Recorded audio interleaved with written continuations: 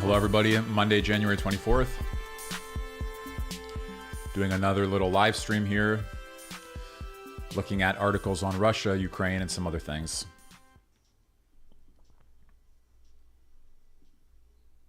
Starting with New York Times. Guess they say Putin has the U.S. right where he wants it. This is from today's New York Times.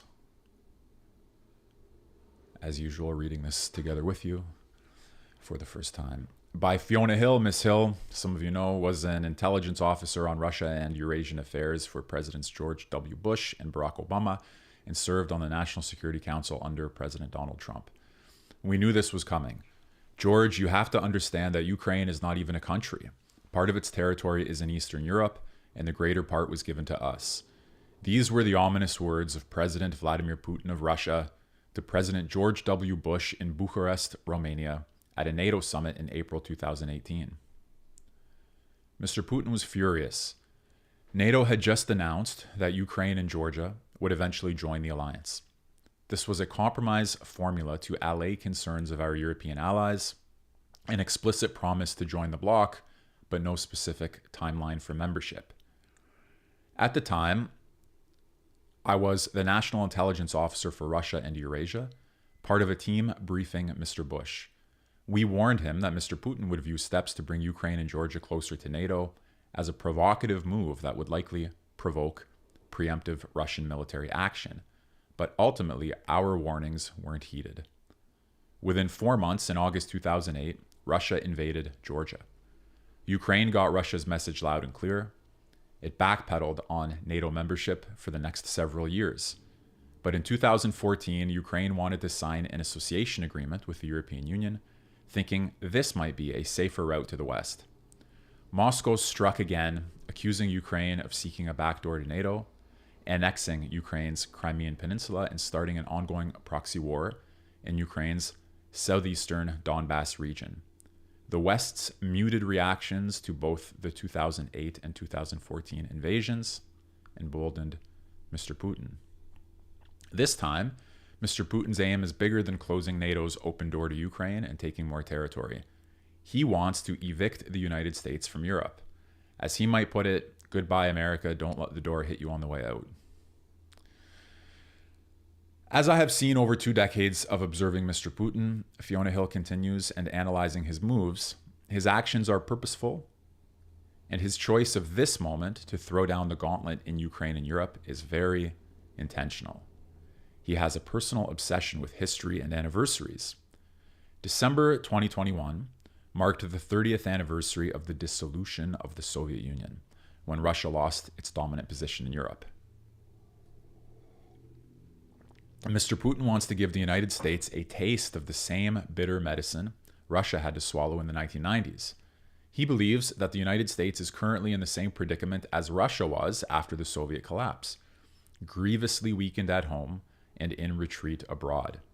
He also thinks NATO is nothing more than an extension of the United States. Russian officials and commentators routinely deny any agency or independent strategic thought to other NATO members, so when it comes to the alliance, all Moscow's moves are directed against Washington. In the 1990s, the United States and NATO forced Russia to withdraw the remnants of the Soviet military from their bases in Eastern Europe, Germany, and the Baltic states. Mr. Putin wants the United States to suffer in a similar way. From Russia's perspective, America's domestic travails after 4 years of President Donald Trump's disastrous presidency, as she sees it, as well as the rifts he created with U.S. allies and then America's precipitous withdrawal from Afghanistan, signal weakness.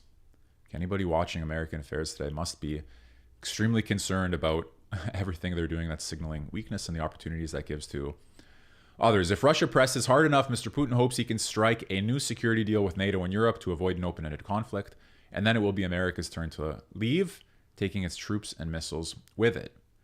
Ukraine is both Russia's target and a source of leverage against the United States. Over the last several months, Mr. Putin has bogged the Biden administration down in endless tactical games that put the United States on the defensive. Russia moves forces to the Ukraine's borders, launches war games, and ramps up the visceral commentary. In recent official documents, it demanded ironclad guarantees that Ukraine and other former republics of the USSR will never become members of NATO, that NATO pull back from its positions taken after 1997, and also that America withdraw its own forces and weapons, including its nuclear missiles.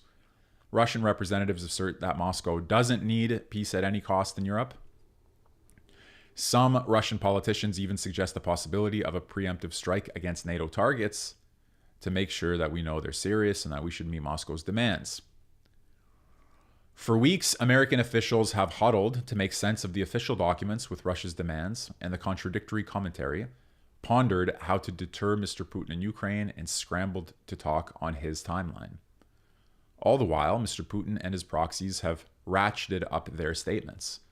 Kremlin officials have not just challenged the legitimacy of America's position in Europe, they have raised questions about America's bases in Japan and its role in the Asia-Pacific region. They've also intimated that they may ship hypersonic missiles to America's back door in Cuba and Venezuela to revive what Russians call the Caribbean crisis of the 1960s. Mr. Putin is a master of coercive inducement. He manufactures a crisis in such a way that he can win no matter what anyone else does. Well, isn't that what you'd like to say about your leaders? Isn't that what a competent statesman should know how to do? To win no matter what anyone else does? You hate to see it if someone's using it against you, but the leaders of the West need to know how to play this game. Threats and promises are essentially one and the same. Mr. Putin can invade Ukraine yet again, or he can leave things where they are and just consolidate the territory Russia effectively controls in Crimea and Donbass. He can stir up trouble in Japan and send hypersonic missiles to Cuba and Venezuela, or not if things go his way. Let me just mark where we are so we can come back to it. But on yesterday's stream, as we said, Putin is holding all the cards. And in today's New York Times, Putin has the US right where he wants it. Now, if you are in the US, you're an American, or you love the US, you support the US, or you just are somebody who, let's say, you don't feel like you have a dog in a fight, you're watching a tennis match, you don't have a favorite player, you just want to see them both play well, you don't want one of the people in the game to be taken too easily, taken advantage of too easily. It's not, should be a fair fight, okay? So, in other words, the United States should not have put itself into a position where Putin has it right where he wants it, okay? In other words, as you pay attention to all of this, you have to pay attention to the statecraft, what works, what doesn't, who's competent, who's not, what the experts get right, what they get wrong, where the policy steps are missteps, where they are catastrophic missteps. Some of this you'll only see in hindsight, but according to this New York Times guest essay by Fiona Hill, this shows you where things stand right now. Putin is holding all the cards. Okay, let me go back. We stopped here. Mr. Putin plays a longer strategic game and knows how to prevail in the tactical scrum. He has the United States right where he wants it. His posturing and threats have set the agenda in European security debates and have drawn our full attention. Unlike President Biden, Mr. Putin doesn't have to worry about the midterm elections or pushback from his own party or the opposition. Mr. Putin has no concerns about bad press or poor poll ratings. He isn't part of a political party, and he's crushed the Russian opposition. The Kremlin has largely silenced the local independent press. Mr. Putin is up for re-election in 2024, but his only viable opponent, Navalny, is located in a penal colony outside of Moscow. It's just something here. On one hand, as the author is tacitly suggesting, it's the very structures of the liberal democratic West, existence of oppositions, midterm elections, party politics, a more or less free press, a more or less independent press, and that because Russia or the West have those democratic institutions, therefore they cannot play the longer strategic game that Mr. Putin is playing, and therefore they're not prevailing in the tactical scrum. So if that's the suggestion here in this article, at least in this part of the article, then you have to think, if your political system structurally sets you at a disadvantage and you can't master that disadvantage, use it to your advantage, or somehow nevertheless get the upper hand, well, that's something we need to really be clear on. What sets the statesmanship of a winner apart from the statesmanship of someone who's at the mercy of the other person. So Mr. Putin can act as he chooses when he chooses. Barring ill health, the United States will have to contend with him for years to come. Right now, all signs indicate that Mr. Putin will lock the US into an endless tactical game, take more chunks out of Ukraine, and exploit all the frictions and fractures in NATO and the European Union. Getting out of the current crisis requires acting, not reacting. The United States needs to shape the diplomatic response and engage Russia on the West's terms, not just Moscow's. To be sure, Russia does have some legitimate security concerns, and European security arrangements could certainly do with fresh thinking and refurbishment.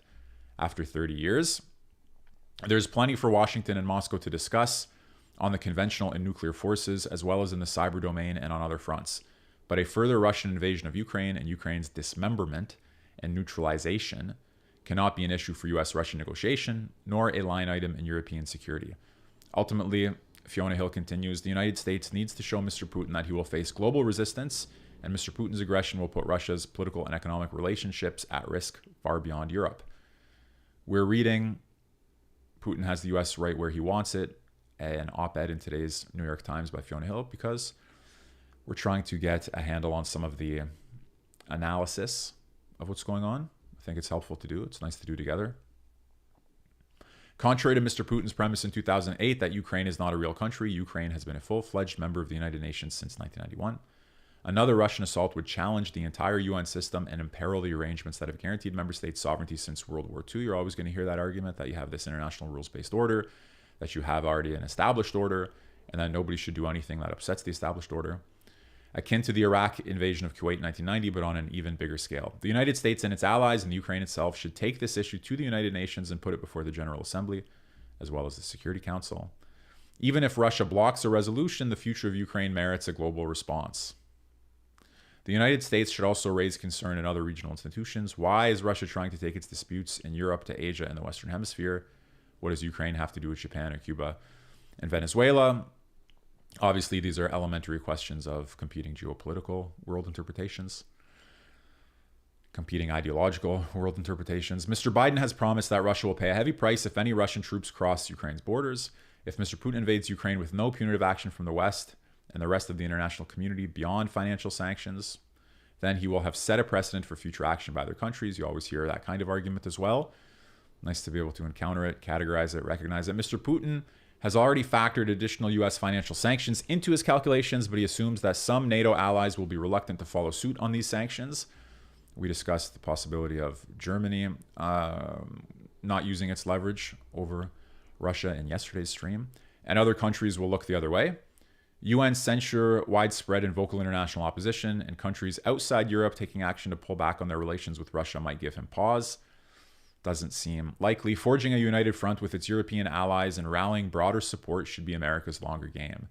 A united front, as you saw the other news today, where European Union representatives said that they will not be pulling their diplomats out of Ukraine. They think it's premature, and they don't think that there should be any dramatic, I think was the word, no dramatizing, over-dramatizing the situation like the Americans have done. So not only a united front with its European allies, the United States would need to have European allies who themselves are united.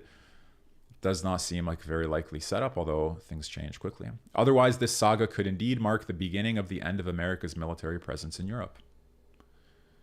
Okay, this saga could indeed mark the beginning of the end of America's military presence in Europe. On the bright side, you could say, according to the position of this article, European security arrangements could certainly do with fresh thinking and refurbishment after 30 years. On the downside, there's going to be everything else that's implied by that kind of change. That's from the American perspective, the potential downside. And obviously from those people's perspective, those countries and blocks of countries and civilizations that are tired of U.S. hegemony, ready for something else, could present an opportunity. And therefore, we have this very difficult, complex, fascinating, and consequential arrangement in global affairs. Okay, just a couple of quick articles. Today's not going to be as long as some of the other streams. Nice to see those of you who are here. As always, appreciate your time. So let me get this on the screen for you. Like so. Michael Kaufman, maybe you know him. I had not heard about him before until I pulled up a video from a couple of days ago where he was doing an analysis of Russian troop arrangements and forces and things like that. So I pulled up a couple of articles, and here we'll just go over this one. Lessons from Russia's operations in Crimea and eastern Ukraine. Don't see what the date is on this. Okay, 2017. So this is not breaking news, but let's have a look. Lessons from Russia's operations in Crimea and eastern Ukraine. This report assesses the annexation of Crimea by Russia and the early phases of political mobilization and combat operations in eastern Ukraine. So Michael Kaufman had been making the point that Russia has learned a lot since the annexation of Crimea. It learned a lot about what worked and what didn't in its operation. It's developed its military capacities much better. Its strategic capacities much better. So this is the context in which we're looking at this. The report examines Russia's approach, draws inferences from Moscow's intentions, and evaluates the likelihood of such methods being used again elsewhere. These two distinct campaigns, namely the annexation of Crimea and the operations in eastern Ukraine, overlap somewhat but offer different lessons for participants and observers. The report finds that Russia's operation to annex Crimea represented a decisive and competent use of military force in pursuit of political ends. Russia's operations in Crimea benefited from highly favorable circumstances, political, historical, geographical, and military, that limit their generalizability. Analysis of the operation underscores, and by the way, you have to think as you try to apply this analysis to today's situation, do we still have political, historical, geographical, and military circumstances that are highly favorable from Putin's perspective in eastern Ukraine? Analysis of the operation underscores that there are many remaining unknowns about Russia's military capabilities, especially in the aftermath of its military reforms and modernization program. The report also finds that the campaign in eastern Ukraine was ineffectually implemented. I think Alexander Dugin, you know, quote unquote, Putin's brain, the most dangerous philosopher in the world, someone I've translated and discussed on many occasions. If you go back and you look at what he was writing 2014, 2015, you'll certainly see his criticism of Putin's failure to act decisively in Novorossiya, in those regions that could have inaugurated a project of a greater Russia. So the report also finds that the campaign in eastern Ukraine was an ineffectually implemented and perhaps ill-conceived effort to achieve political fragmentation of Ukraine via federalization and retain Russian influence. Russia achieved its primary objectives, but at a much higher cost than desired and through a fitful cycle of adaptation. This study thus questions the desirability for Moscow to replicate a course of events similar to the campaign in eastern Ukraine. Conversely, the operation to annex Crimea was a highly successful employment of select elements within Russia's armed forces, making it an attractive use of military power. But the structural and operational factors contributing to its success raise doubts whether it can be repeated elsewhere. This is not so long, by the way. This is just a couple of bullet points we're going to look at. We're not going to read the whole report. Just check out these highlights. Key findings. Russia's operation to annex Crimea represented decisive and competent use of military force in pursuit of political ends. Did I tell you the source of this? I told you the author. This is Rand Corporation report. Authors here, many of them, but I pulled this up just because I had seen Michael Kaufman doing an analysis of Russia's military forces that I thought was pretty intriguing. Russia was able to seize the territory of a neighboring state with speed and mobility. The political maneuvering on the peninsula during the invasion suggests that it may have been launched without a predetermined political outcome in mind, and Russia likely sought to seize Crimea and then evaluated its political options depending in part on how the intervention was received at home and abroad. Russia's operations in Crimea benefited from a series of highly favorable circumstances that makes it difficult to replicate. These included political, historical, geographical, linguistic, and military advantages in the region that have only partial analogs elsewhere in the former Soviet republics. The confined geography of the peninsula, the proximity of Crimea to Russia, and its existence as a separate political unit within Ukraine gave Russia leverage. Russia's Black Sea Fleet was nearby with legitimate transit routes that could be leveraged for a covert operation. Russian leaders are likely to consider eastern Ukraine, this is again 2017 report on what happened 2014-15, to be a strategic success but an unsuccessful operation. Russia's efforts in eastern Ukraine proved to be a series of improvisations in response to resistance and friction when the initial political warfare effort foundered. The lessons of Eastern Ukraine are rather mixed, demonstrating the limits of low-cost asymmetrical approaches, even against a relatively weak and vulnerable state. And you might think that there's a relevant lesson there the Russians could have learned for a future incursion or invasion. Russia achieved its primary objectives, but at a much higher cost than desired, and through a fitful cycle of adaptation, just repeating what we saw earlier. Okay, so looking over the lessons that Russia learned in its Crimean and Eastern Ukrainian operations may give us a hint or a clue or some access to what to expect in the current conflict. Is this whole document accessible? Yes, it is. So I'll read that separately, not on the stream, and you can do so also if you'd like to. So we had this article by Fiona Hill. Putin has the US right where it wants it. Putin holding all the cards. This consideration of lessons from previous operations. And I have just two other things. Let's go over them. And maybe we'll get on another stream later. This is from a few days ago. I haven't had a chance to read it yet. Let's do it now. Zelensky. Everyone will lose if Russia invades Ukraine. Now, we know obviously we're getting just a specific position here, but okay, that's what we're trying to do. Triangulate on the basis of positions and our reasoning about them. The embattled president asks why Western allies haven't already imposed sanctions. President Biden said Wednesday, this is from 2 days ago. Is that right? No, excuse me, 4 days ago. President Biden said Wednesday that he believes Russian President Vladimir Putin will invade Ukraine. My guess is he will move in. He has to do something. Now all eyes are on Zelensky, the 43-year-old president of Ukraine, a country menaced by 100,000 well-armed Russian troops.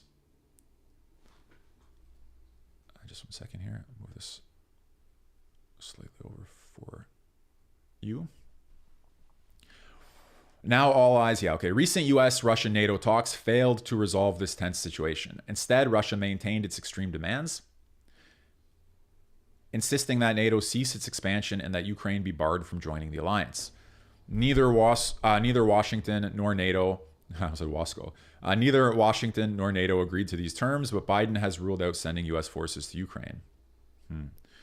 Washington had threatened sanctions over an invasion, but Wednesday Biden wavered, saying a minor incursion might not lead to harsh sanctions after all. You all remember that, those of you who watch the news and who are following this news, and that had to be walked back, obviously. That means if Russia invades, Ukraine could be on its own. Biden, attempting to clarify the U.S. position, said Thursday that if any assembled Russian units move across the Ukrainian border, that would be an invasion, which would be met by a severe and coordinated economic response. And we've discussed in earlier streams, as well as earlier in this stream, to what extent that economic response would be coordinated if you have, for example, Germany withholding or not quite as eager. Also, Thursday, Zelensky tweeted, "We want to remind the great powers that there are no minor incursions in small nations, just as there are no minor casualties and little grief from the loss of loved ones." On one hand, yes. On the other hand, obviously, no. This year marks the 100th anniversary of the founding of the Soviet Union, and some experts suggest that Putin may be aiming to restore some of its lost territory, starting with parts of Ukraine. It would be a gesture, I think you can admit. Zelensky took time earlier Wednesday before Biden's news conference to speak to the Washington Post's Lally Weymouth by video conference. Edited excerpts follow. Question: U.S. Secretary of State Antony Blinken said today that you face an unprecedented threat in your country. Do you believe the Russians are about to invade Ukraine and take new territory? Zelensky answers, today our partners are saying that war may start tomorrow if there's a powerful escalation on the Russian side, and then there will be powerful sanctions applied. But if we're talking about the sanctions policy and the probability of escalation, then the question is, why are you not introducing sanctions now rather than wait until after the escalation?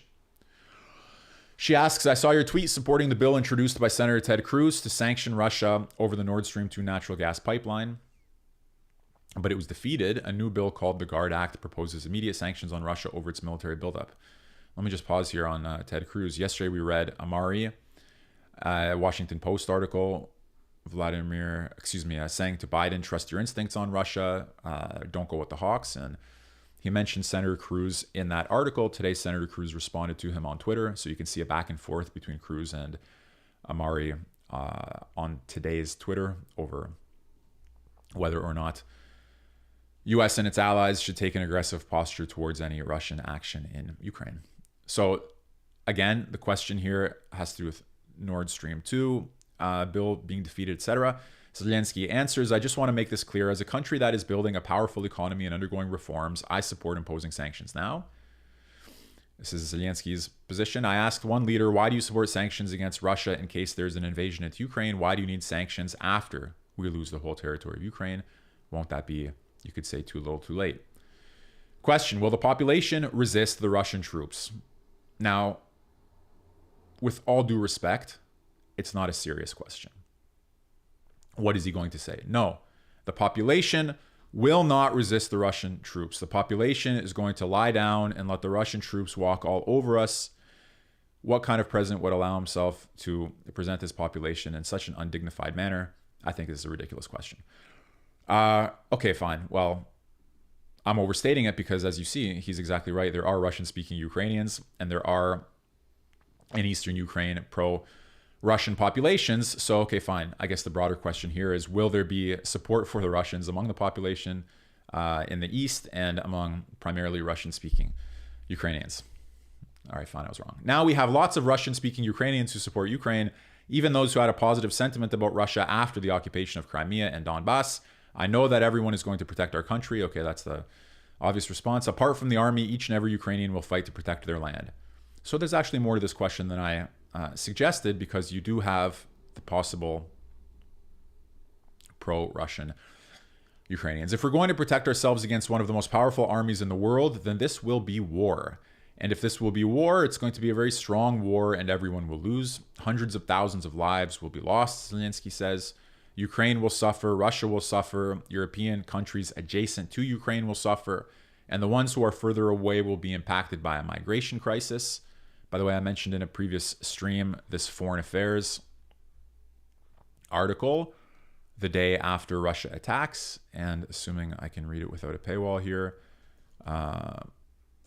there is a section where the migration stream is discussed. Let me just show you that in connection to what Zelensky has just said. Right, this is them saying why a Russian incursion would require an unprecedented response to Russian invasion. Sanctions as a tool for deterrence, cutting them off from SWIFT, transatlantic unity cooperation, energy supplies, on the military front. Okay, anyways, somewhere in this article, yeah, here it is. As a final step, in conjunction with international humanitarian organizations, the United States and its European allies and partners must establish humanitarian corridors with the resources and personnel to protect refugees. Tens of thousands, if not hundreds of thousands, or even millions may flee the conflict, either as internally displaced persons within Ukraine or as refugees in neighboring countries. The United States, the United Kingdom, and the EU should accommodate this influx of asylum seekers and refugees with emergency special immigrant visas of the kind made available to Afghans fleeing the Taliban takeover of their country last summer. NATO members will need to share the burden imposed by this influx. The countries of the alliance's eastern flank cannot be expected to act alone. Okay, so this is Alexander Vindman writing in Foreign Affairs a day or two ago that the United States, UK, and EU should accommodate the influx of asylum seekers and refugees. Here you have Zelensky indicating that there will be also this migrant crisis, and it's another factor to consider among many others. For us, the most important thing, he continues, is to preserve our territory.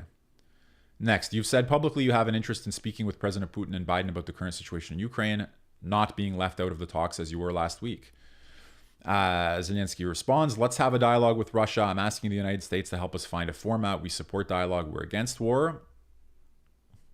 The reasons there are obvious, don't need to be stated. How effective will strong sanctions be in preventing war? All right, so if Zelensky gets his wish here of sanctions before invasion, I mean, even stronger sanctions, a new sanctions regime and all of that, he responds as follows. Sanctions are considered to be a preventative tool because they can be applied and then lifted. If there's an invasion by Russia, do you introduce powerful sanctions after we might have already lost several territories? Once you introduce sanctions, what will Russia do? So from his point of view, it's going to come too late. Question, Russia has a lot of reserves and can probably tough out the sanctions, don't you think? Answer, exactly. So once you introduce even powerful sanctions, they will look at you and say, listen, we can deal with this. We can continue as it was. I think this is wrong. So a layman kind of question comes up. If they think that Russia can tough out the sanctions after the invasion, why don't they think Russia can tough out the sanctions before the invasion? Either sanctions are going to be adequate because Russia cannot tough them out, or they're going to be inadequate because Russia can tough them out. But you see from Zelensky's point of view, he wants action before the fact, not after. Question, do you think SWIFT sanctions, which would cut Russia off from the international payment messaging system known as SWIFT, we discussed this in yesterday's streams to an extent, might actually have some effect if they were put on now? Germany has already come out against SWIFT sanctions because SWIFT is used for the Nord Stream 2, not just Nord Stream 2, the energy payments, as we saw in yesterday's article. I cannot see why the world should not be united regarding the introduction of sanctions, Zelensky says, obviously saying what he must say to defend the interests of his country. Question, has President Biden given your country all the military assistance and weapons that it needs to defend Ukraine from a Russian invasion? Anti-aircraft weapons, drones, air and coastal defense, counter-electronic warfare provisions, javelins, stingers. What else do you want from Washington? Zelensky replies, to be honest, I'm not one of those political leaders who discuss tiny details of military support because I think they should be confidential. And he is right. I think the military support from the Biden administration is stronger than it was before. Whether it will suffice, I will say no, but this is not about a specific American president. We are facing hybrid war. We are under attack, a military attack, cyber attacks, and energy attacks. Okay, so he won't discuss the details, and he thinks they need more. Very sensible, I think. In the same position, we would all reply basically in the same way. Do you worry that the Russians aim to take certain parts of your country, and if so, which parts? Might they try to build a land bridge from Crimea to Russia, including Mariupol or some of the water reserves above Crimea? What's the worst case? I will say realistically, Zelensky responds, if Russia decides to enhance their escalation, of course they're going to do this on those territories where historically there are people who used to have family links to Russia. Kharkiv, which is under Ukrainian government control, could be occupied. Russia needs a pretext. They will say they're protecting the Russian-speaking population. After the occupation and the annexation of Crimea, we understand this is feasible and may happen. But I don't know what they are going to do because these are big cities. Kharkiv has over 1 million citizens. It's not going to be just an occupation. It's going to be the beginning of a large-scale war. Just out of curiosity.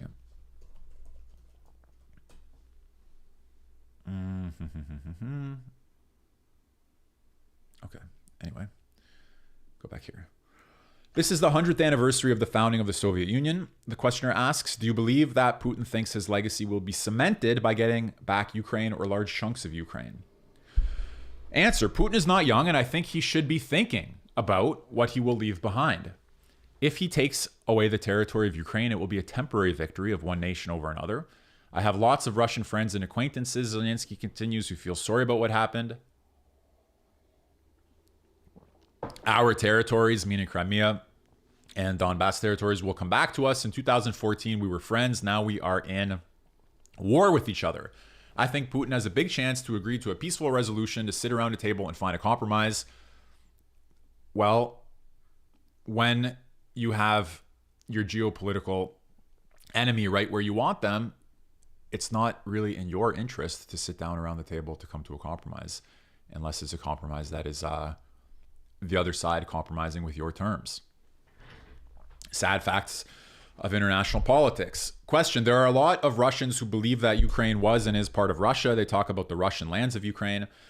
Answer, I understand they're talking about Crimea. They want us in the world to forget about Crimea. They've occupied it and nurtured the separatists in the Donbass.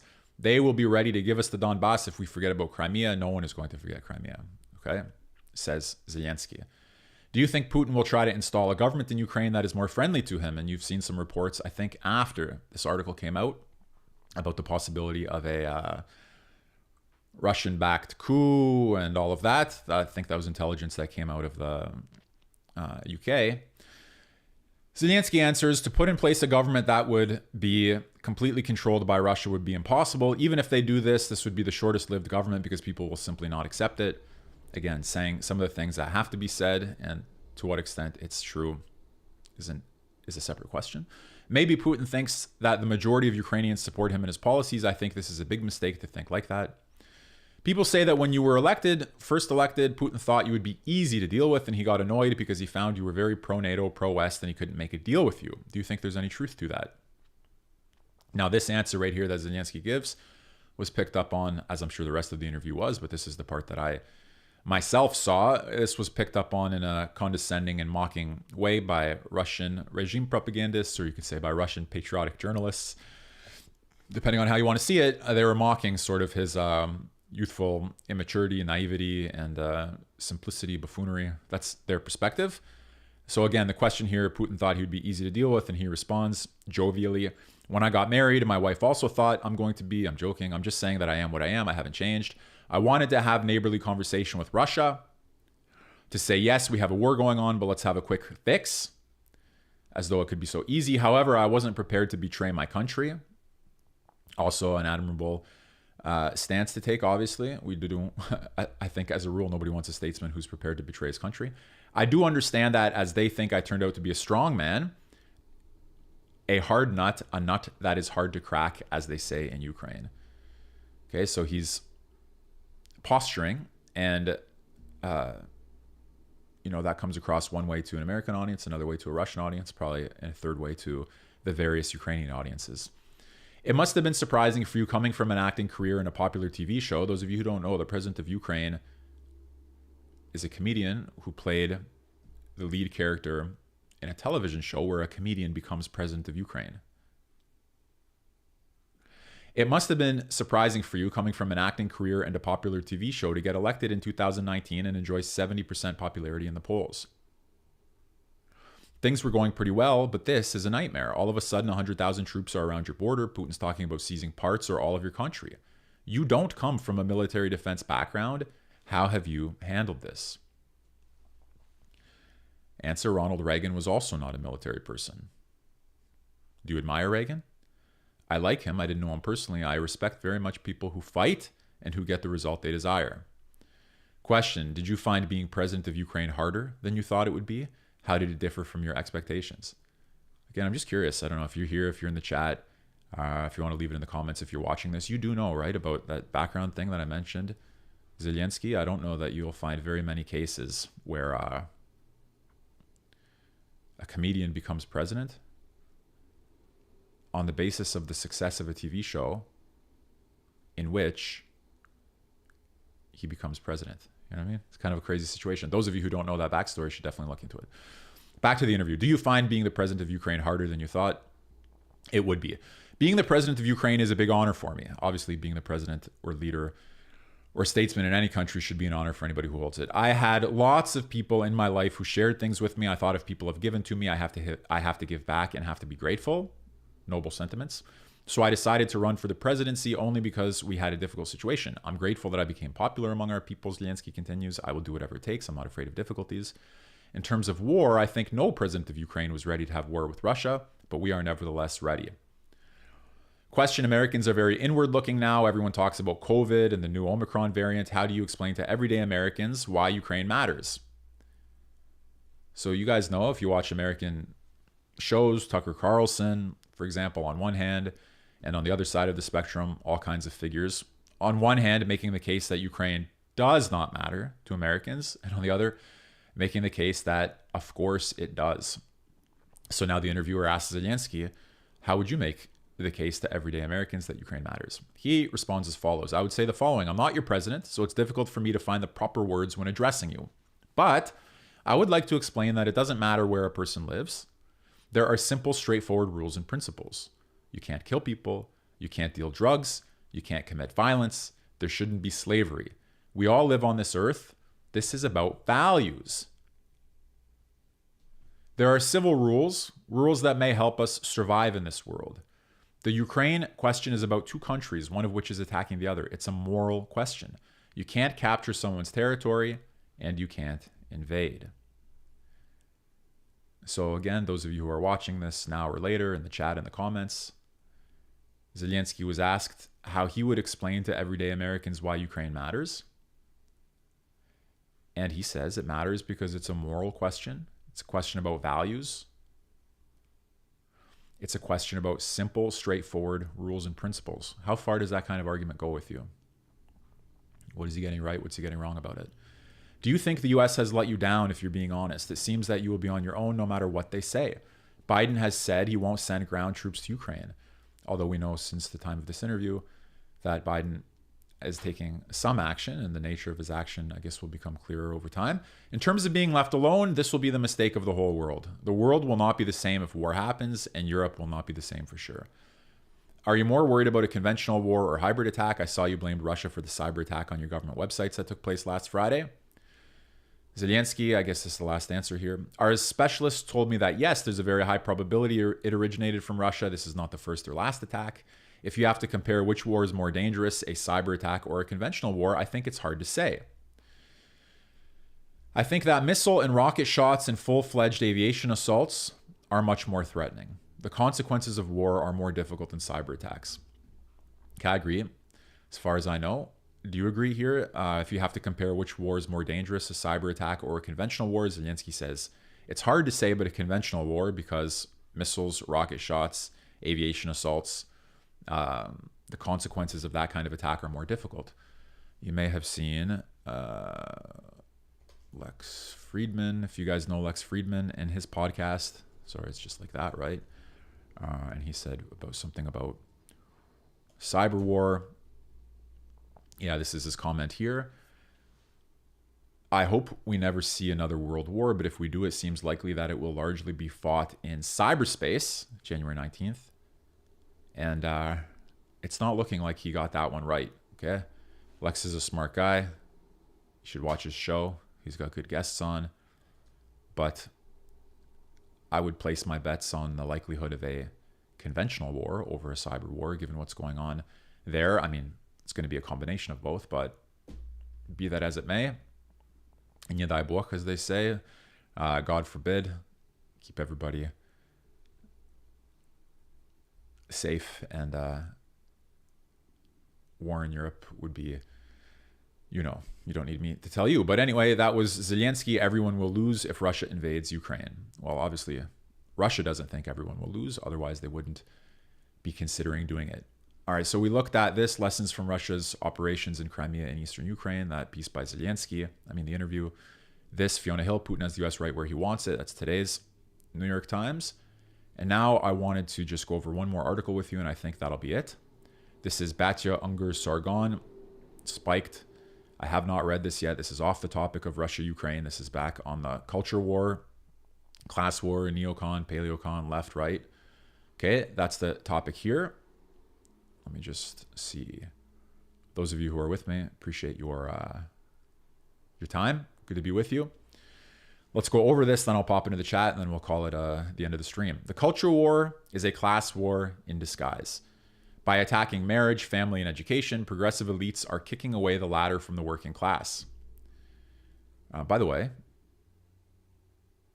it's important to try to understand why it is that you have something like what I like to consider the Tucker Carlson, Glenn Greenwald, Steve Bannon type coalition, where people who you would think are basically left and right populists coming together against the elite, okay?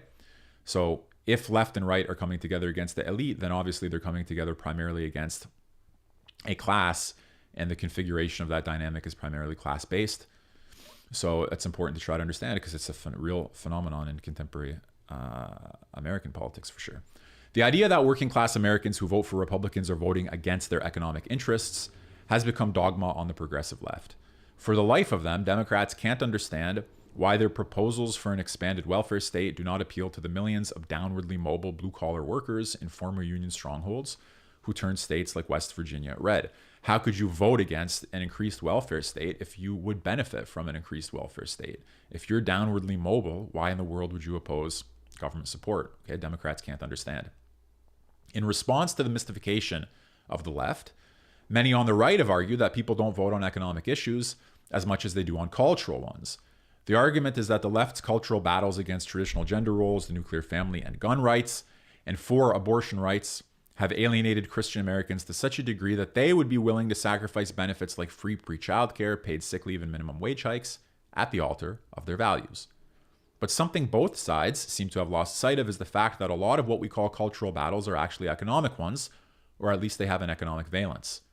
Take the question of marriage.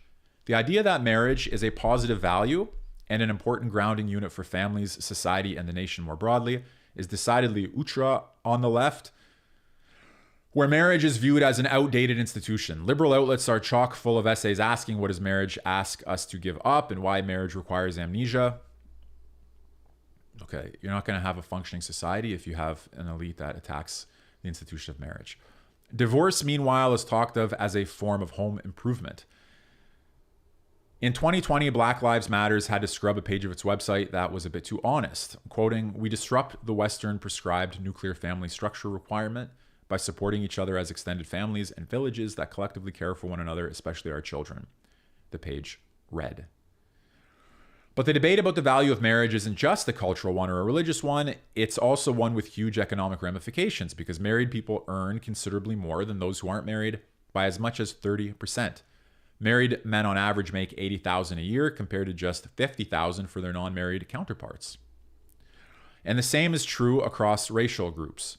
While the racial earnings gap persists across the board, married Black men out-earn single white men and single white women.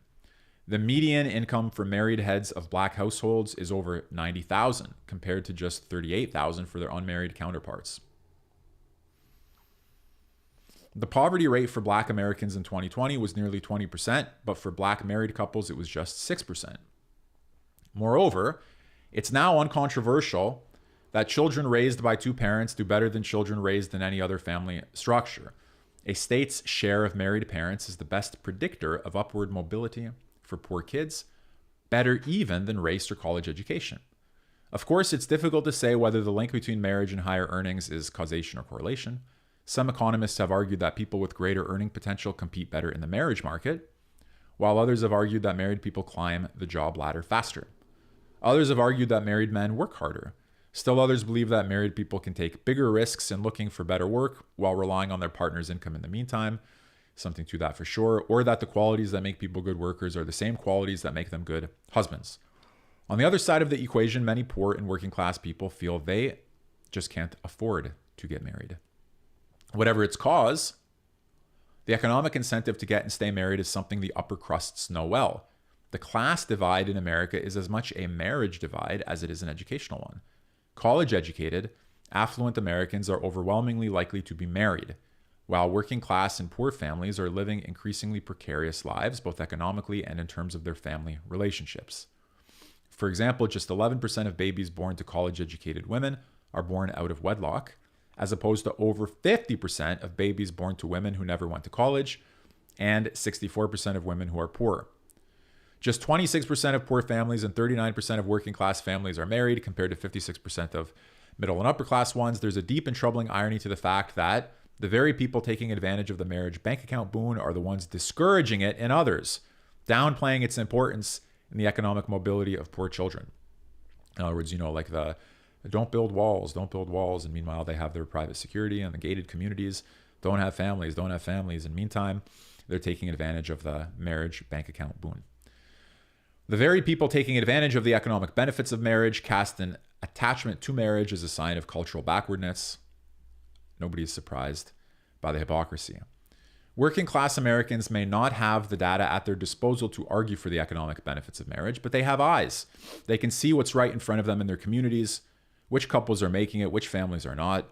But even if it's correlation and not causation, it's still impossibly grating to have a bunch of rich married liberals accusing them of selling out their children's future by focusing on the very thing that seems like it might actually help secure a better future for their children, namely marriage.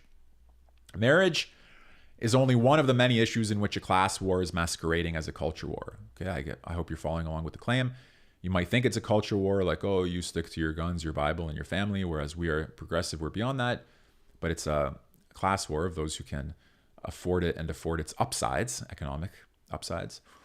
Think, for example, about the Virginia race for governor in November 2021, which was waged and won over the economy in schools. Progressives eagerly cast parents voting on the issue of their children's schooling as racists. But for many parents, they were not only concerned about the teaching of critical race theory in schools, they were also fighting simply to keep schools open. Many students in Virginia went a whole year without in-person teaching during the pandemic. Many working class parents, by the way, if you have children and you've had to have children at home during school, you could say something about what that's been like for you. I've got some kids of my own, and it's not easy when you're working from home and kids are home and all of that, but no matter. For many working class parents who can't afford babysitting, keeping schools open was an economic concern as well as an educational one. Not to say that the kids at the schools are having the time of their life, you know, there are a lot of questions, a lot of problems. Or think about the vaccine mandates, which have pitted the work from home crowd against essential workers. The very workers who are targeted by the mandates had already braved the pandemic long before a vaccine was available. This looks like a cultural battle about freedom and autonomy versus government power and overreach. But at its heart, the thesis of the article, there's also an economic divide between blue-collar workers and white-collar workers. Or another example, think of the battle over Joe Biden's Build Back Better bill, which envisages spending trillions of dollars on welfare and social policy. Moderate Democrats Joe Manchin and Sinema, who blocked the bill in the Senate, were excoriated, blamed by their progressive colleagues for supposedly not caring about their most vulnerable constituents. How could they deny them things like universal pre-kindergarten childcare promised by the bill? The fight over government-subsidized childcare is frequently cast as a cultural issue by the left as part of the battleground for gender equality. Free childcare, it is argued, will free women from the kitchen and help them to get equal representation in the workforce. Lost in the conversation is the fact that pre-K and other government programs that subsidize a two-family income are in effect perpetuating the need for two incomes to keep a middle-class family afloat. In a very real way, these programs have normalized what Elizabeth Warren used to call the two-income trap, whereby the nominal gains of having two incomes have been swallowed by a corresponding increase in costs. Let's just see. Yeah, almost done. Here we see how traditional gender roles, where the mother raises the children and the father works, have become yet another area that's cast as a cultural debate that hides a very real economic question, and one that the left doesn't seem to have the right answer to. Working class families are not necessarily better off with two parents in the workforce and subsidized childcare than they would be with an economy that provided upward mobility for a family living on a single income, the way that the American economy did in the 1970s. Certainly, this is a question working class people can be trusted to adjudicate for themselves. It's not the working class that has abandoned its economic interests to wage a culture war. Remember, the claim here is that the right-wing working class should be in favor of welfare state, but they're not because of their cultural commitment to guns, the Bible, and freedom, as the basically article is characterizing it. It's progressives, rather, who have abandoned the economic interests of the working class. Okay, the elite that's disconnected from the real working class. And they've abandoned the economic interests of the working class to fight a culture war pushing their own values, the values of the progressive liberal elite. So many of the quote-unquote culture battles of the day have an economic valence to them if you scratch just beneath the surface. And, you know, maybe to a certain extent, Bannon with his economic nationalism, working class, you know, that whole world there is trying to go beneath the surface and get to this economic dimension. It's time progressives, though, stopped lecturing the working class with ideas that will actually make them worse off. America's working class isn't voting against its economic interests. They just know what their interests are. All right. Could be very self-evident to some of you. It could be a new argument for some of you. That was the culture war is a class war in disguise. Published today, Batya Unger Sargon and Spiked. All right. So we've looked at a bunch of different articles together. And that's where we're going to leave it for today. So nice to see you. Have a great day. Might be on a stream later. If some other articles come up, feel free to post in the chat, in the comments, and be safe, be well. Goodbye.